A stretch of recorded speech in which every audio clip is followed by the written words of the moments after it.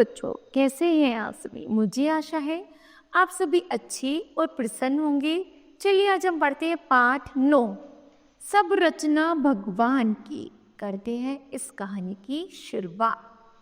दुबला पतला लंबा मोटा, गोरा काला ठिगना नाटा, सब रचना भगवान की, अर्थात सभी को भगवान ने बनाया है। चाहे कोई दुबला हो, पतला हो, लंबा हो, मोटा हो, गोरा हो, काला हो, ठिगना हो या फिर नाटा हो, सब रचना ये किसकी है? भगवान की है। नहीं कभी कमियों पर हंसना, कभी किसी इंसान की, अर्थात किसी व्यक्ति में कोई ना कोई कमी अवश्य होती है, तो हमें उसकी कमियों पर कभी हंसना नहीं चाहिए। रोहित एक दुबला पतला लड़का था।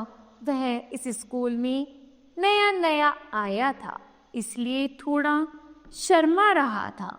तभी कुछ शरारती बच्चे वहां आए और बोले, तुम तो बिल्कुल सीख आई हो, क्या तुम्हें घर पर खाना बनाना नहीं मिलता? यह सुनकर रोहित को रोना आ गया।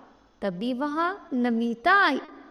वह बहुत समझदार और अच्छी लड़की थी। उसने उन बच्चों को डांटा और कहा, तुम कैसी गलत बात करते हो? यह दुबला है तो क्या हुआ? इसमें और कई गुण हो सकते हैं। आओ भैया कक्षा में चले, कहकर वह रोहित को कक्षा में ले गई। रोहित को अब कुछ धीरज हुआ। उसने नमिता से पूछा, दीदी आपको तो ये बच्चे नहीं चिढ़ाते ना? नमिता बोली, अब नहीं, पर जब मैं भी पहली बार स्कूल आई थी तो यह मुझे मोटी मोटी कहते थे। मैंने अध्यापिका जी से कहा, तब इन्हें सजा भी मिली थी, किंतु यह मुझे तो कुछ नहीं कहते, पर जो कोई इनसे डर जाता है उसे यह तंग करते रहते हैं। तुम इनसे कभी मत डरना। अगले दिन जब रोहित स्कूल आया तो नमिता ने उसे बताया कि उन चिढ़ाने वाले एक बच्चे के पाँव में चोट लगी है। वे दोनों उसका हाल पूछने गए।